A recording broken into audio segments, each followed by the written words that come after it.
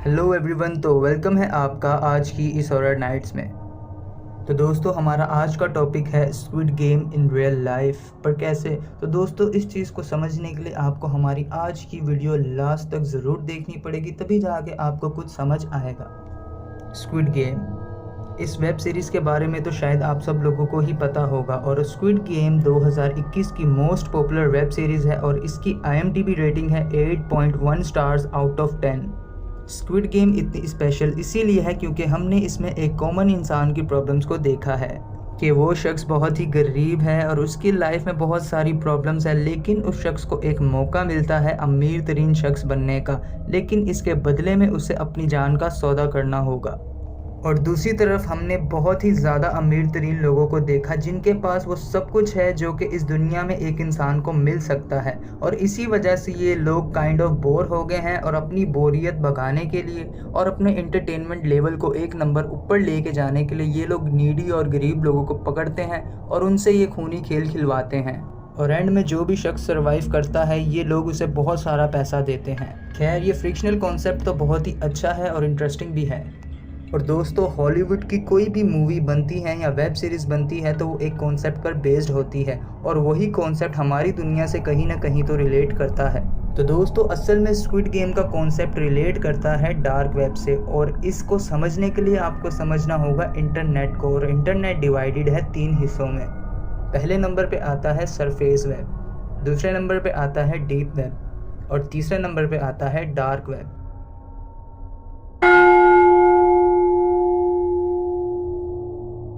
Surface web internet का 100 में से सिर्फ 4% एरिया है जिसको हम आम लोग अपनी डेली लाइफ में यूज़ करते हैं, जैसा कि YouTube, Facebook, messenger, Twitter, WhatsApp, Wikipedia और इंस्टाग्राम एट्सेट्रा। मतलब कि जिन भी वेबसाइट्स पर इजीली हम लोग एक्सेस कर लेते हैं वो सरफेस वेब कहलाता है।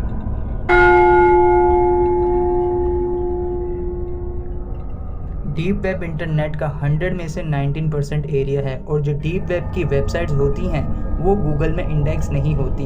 ये ख़ास तौर पे medical reports, legal documents, scientific reports, subscription information, competitor websites, academic information और जैसा कि बैंक की इंफॉर्मेशन के लिए होती हैं।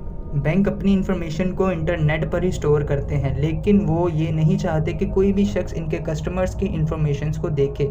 ये लोग अपनी वेबसाइट्स को गूगल में इंडेक्स नहीं करते, इसीलिए इनकी मर्ज़ी के बगैर कोई भी शख्स इनकी वेबसाइट्स को एक्सेस नहीं कर सकता। और डीप वेब को ज़्यादातर गवर्नमेंट पर्पज़ के लिए इस्तेमाल किया जाता है।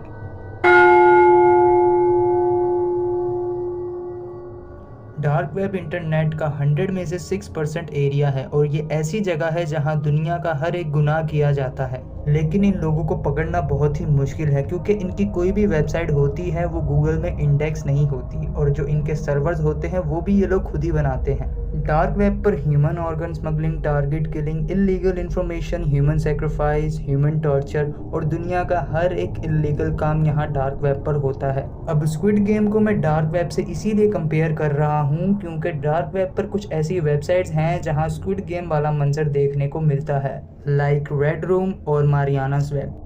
और इसमें होता कुछ ऐसा है कि कुछ किडनैपर्स नीडी और गरीब लोगों को पकड़ कर लाते हैं और फिर उनकी लाइव स्ट्रीमिंग करते हैं। और ये कोई मामूली सी लाइव स्ट्रीमिंग नहीं होती, इसमें ज़िंदा लोगों को टॉर्चर किया जाता है, और इस लाइव स्ट्रीम में अमीर तरीन लोग पार्टिसिपेट करते हैं, जस्ट लाइक स्क्विड गेम।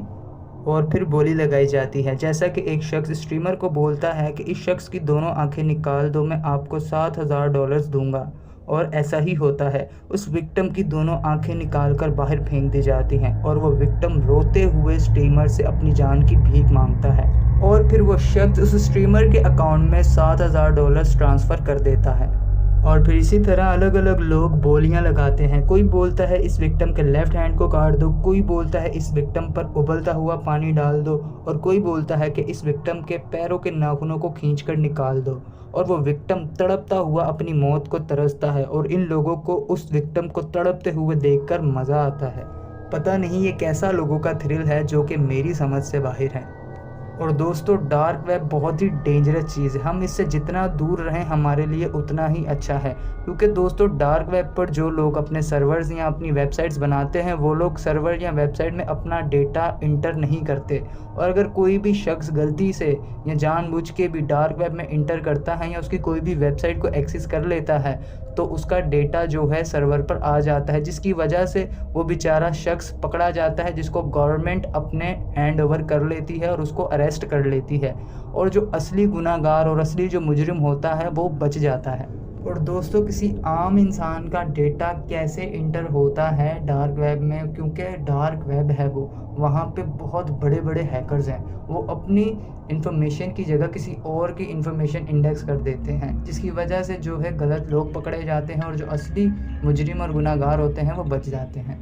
और दोस्तों ब्लू व्हेल गेम के बारे में भी आप लोगों को पता ही होगा। ब्लू व्हेल गेम भी डार्क वेब की ही क्रिएशन है। ब्लू व्हेल गेम को गलती से या पता नहीं किसी ने जानबूझकर गूगल में इंडेक्स कर दिया था, जिसकी वजह से हम आम लोग भी उसे एक्सेस कर पा रहे थे। और जिस शख्स ने भी ब्लू व्हेल गेम को एक्सेस किया है वो अपनी ज़िंदगी से हाथ धो बैठा है।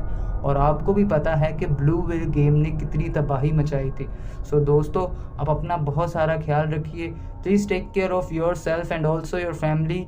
और अगर आपको हमारी वीडियो अच्छी लगी है तो आप हमारे चैनल को सब्सक्राइब कर लीजिएगा और बेल आइकन भी दबा लीजिएगा, ताकि आपको मज़ीद आने वाली वीडियोस की नोटिफिकेशन मिलती रहे और आप ऐसे ही इंटरेस्टिंग टॉपिक्स मिस ना कर पाएँ। तो दोस्तों आप अपना बहुत बहुत सारा ख्याल रखिएगा।